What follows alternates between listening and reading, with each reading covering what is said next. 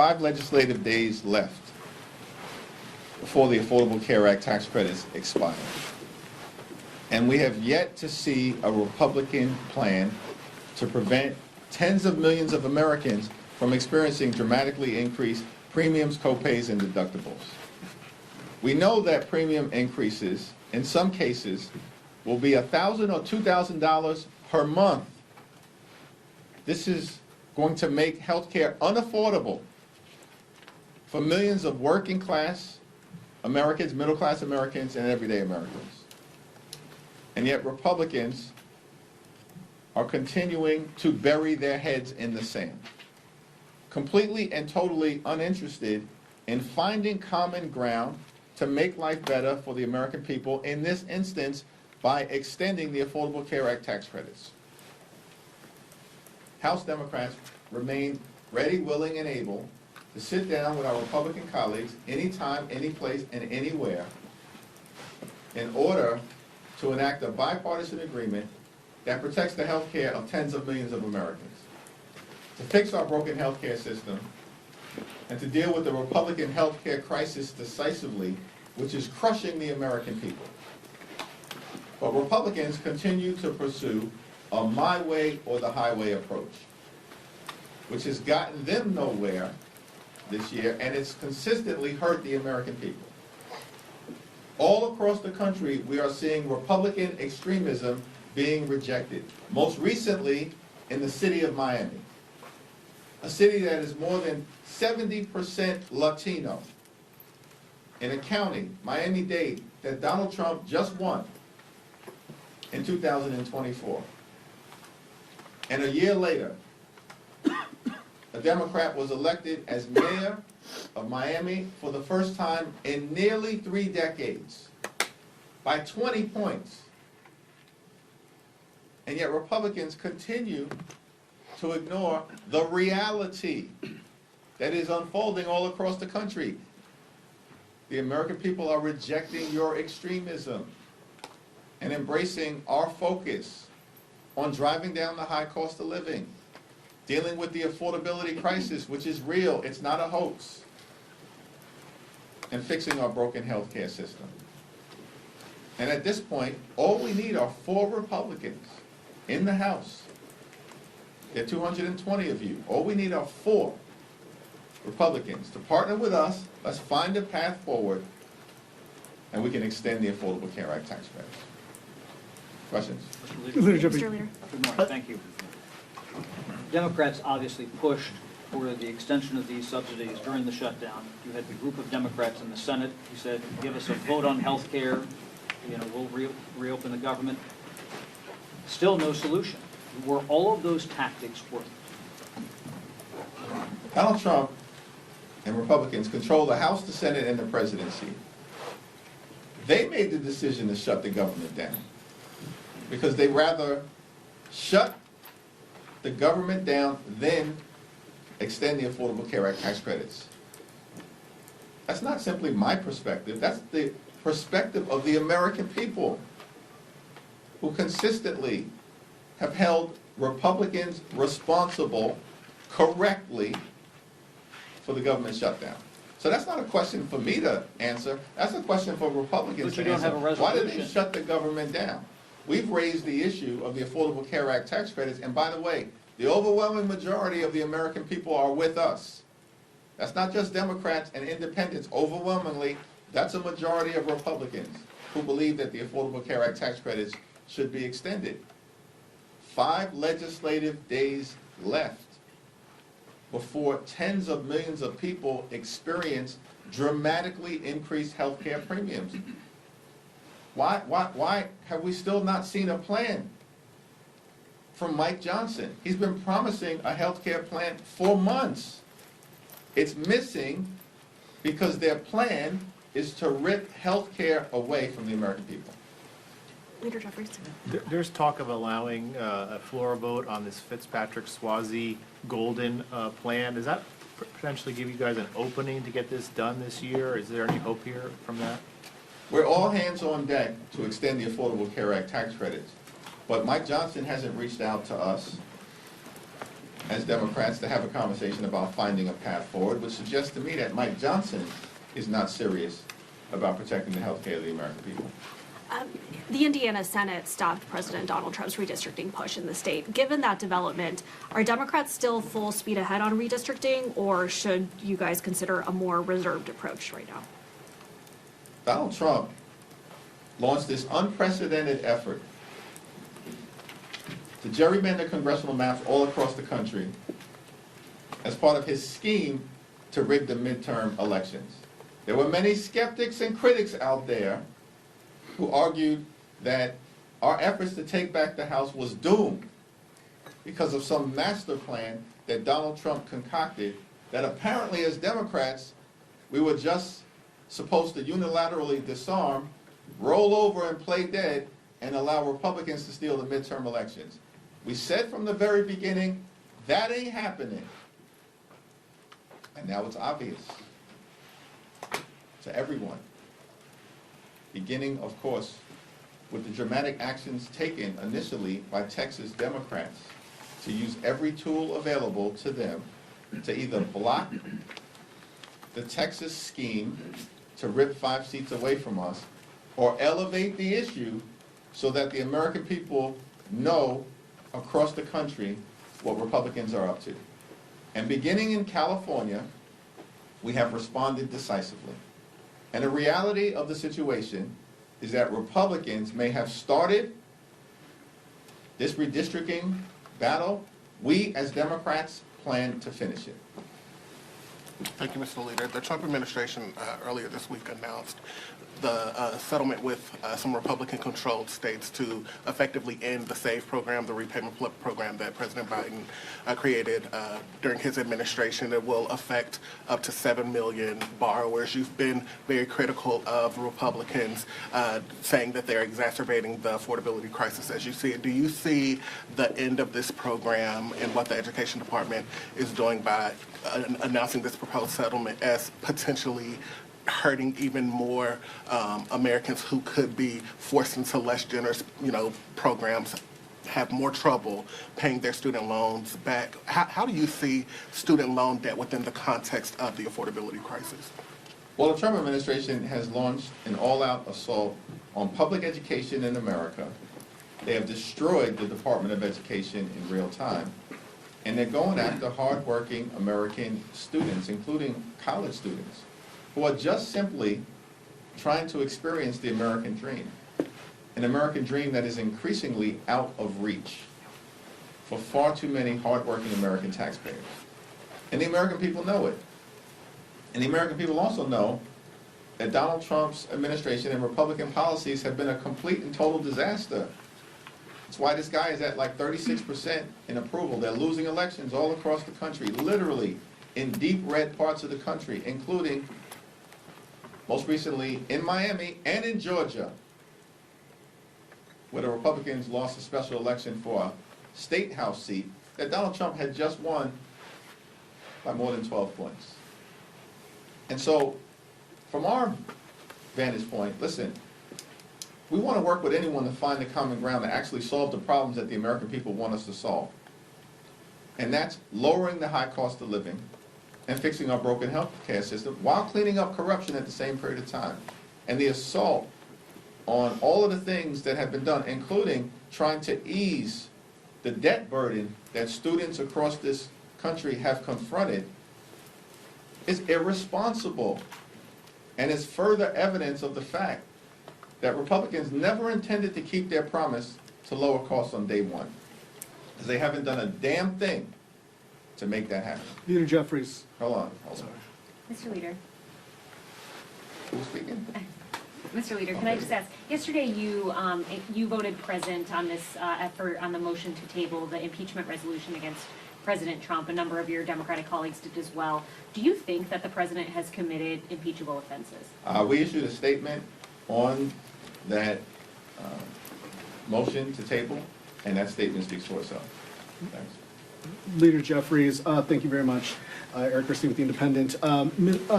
Just now, the Oversight Committee released more photos and more documents from the Epstein files. We have 7 legislative days until the Department of Justice. Why was it important to release those documents and those photos? And what else should happen if the Trump administration doesn't comply? What can Congress do if Congress doesn't comply with this? Or the DOJ doesn't comply with Well, the this? so-called Department of Justice under the Trump administration needs to comply with the law.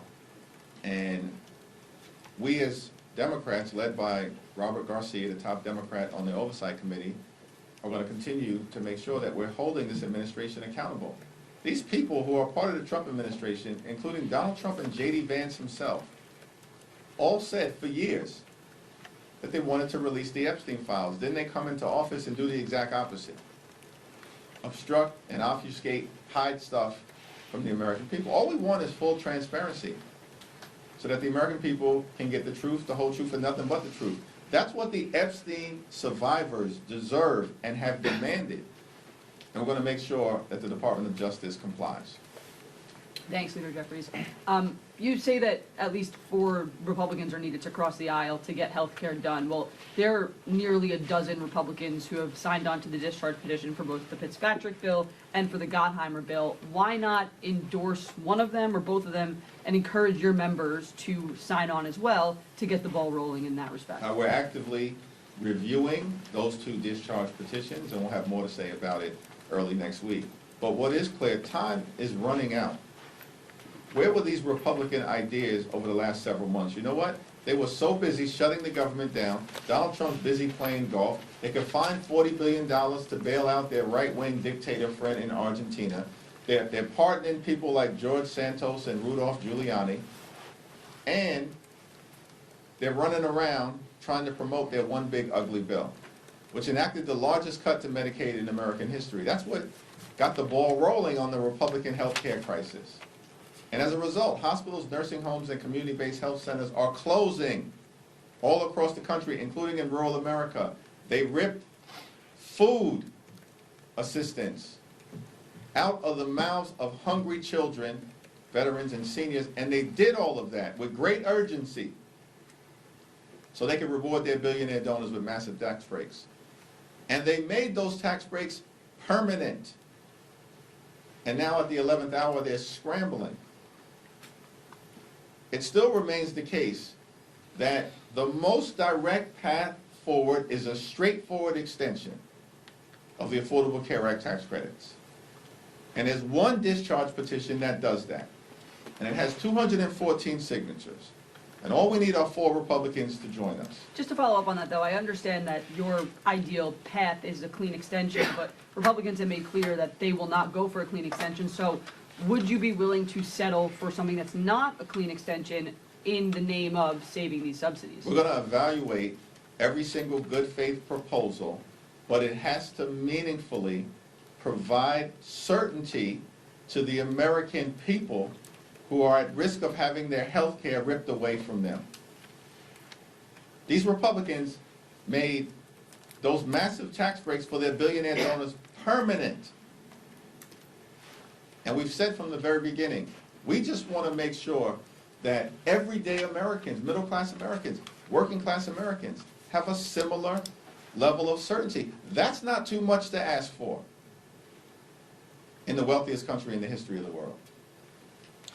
Thank you, Leader Jeffries. Yesterday, President Trump signed the executive order on artificial intelligence seeking to block the states from regulating the AI.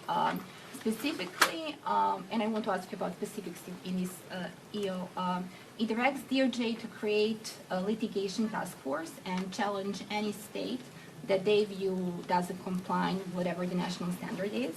It also gives powers to Secretary of Commerce to impose restrictions on state funding and also aims to regulate truthful output. So my questions to you, I have several. First, what is your position on the EO? Should Americans be concerned that the AI policy is being set through executive order instead and litigation instead of open debate in the Congress? If this approach becomes a standard, what is going to stop any future president from using DOJ to go against and challenge any state law they want? And finally, is this EO about innovation, or is it about expanding presidential powers? Well, Donald Trump has tried to conduct himself like a wannabe king from the very beginning. The American people are clearly rejecting that approach. And on artificial intelligence, this is a complicated thing, a transformative innovation that has the possibility of bringing great societal benefits, particularly in the areas of medicine and education, as it relates to reaching young people who live in historically under-resourced parts of the country.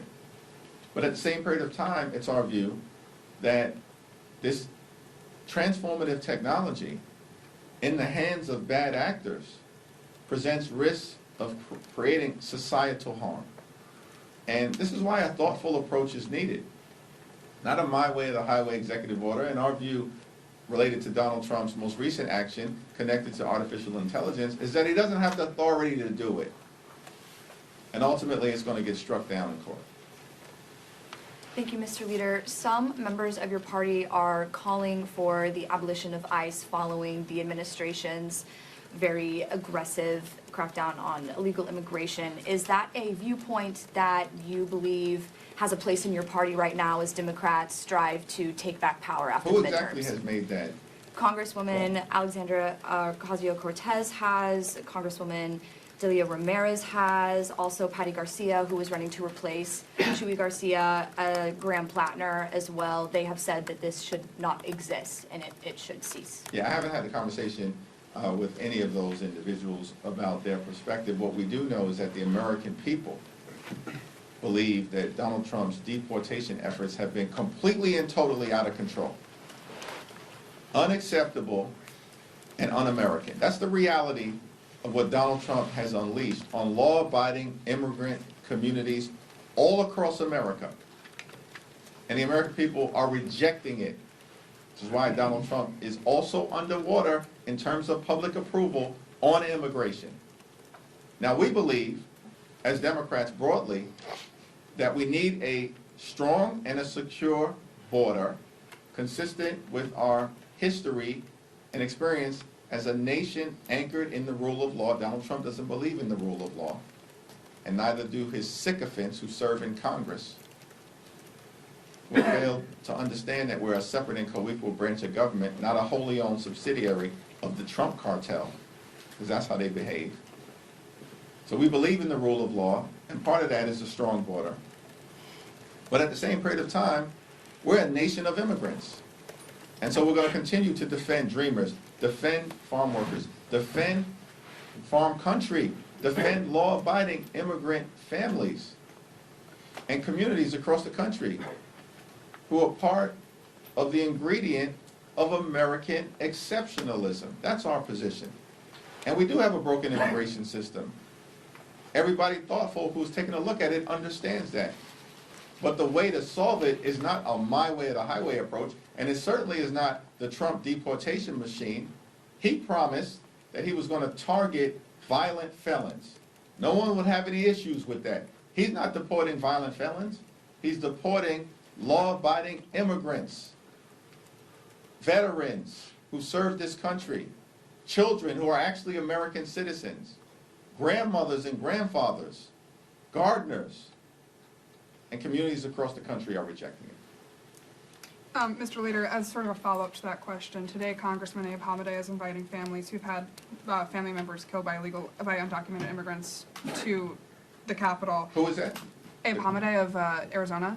Okay. And I want to ask about 2026 and how you're encouraging border state Democrats to respond to messaging such as this, because it was a big issue in 2024, and it appears that some Republicans are ready to message on it in 26. We'll let border state Democrats speak for themselves. And As a party leader, as a leader. I've got great confidence in them. I think I just articulated our view on immigration generally, and that, I believe, is a position that's broadly held by Democrats all across the country. Listen, Republicans are desperate to try to find a path out of the electoral disaster that they're experiencing right now. This year has been a complete and total failure for the American people. And Republicans are on the run. The reason why this whole gerrymandering scheme was launched is because Republicans know that if a free and fair election were held, they're done in the House of Representatives. It was always a myth and a fantasy that some big mandate was attached to what happened in November of 2024 that we never bought into. Why? Because we were only 3 seats short. This is the closest majority that any party has had since the Great Depression, and it's all now falling apart. And everybody sees it. And they can't project this fake strength to the American people anymore because they failed the American people on the economy, on health care, and the extremism that has been unleashed on the American people is completely and totally unacceptable. So our view generally, as Democrats, we're going to solve problems for everyday Americans because we believe in this great country of ours, you work hard, you play by the rules, you should be able to live the good life. An affordable life, a comfortable life. Good paying job, good housing, good health care, good education for your children, and a good retirement. Which means to my Republican colleagues, keep your extreme hands off of Social Security and Medicare at all times.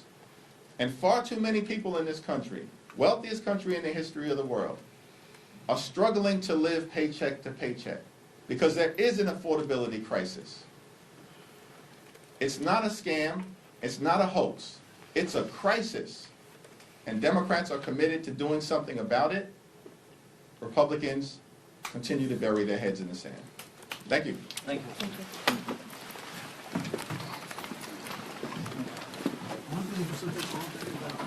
I was going to ask him about,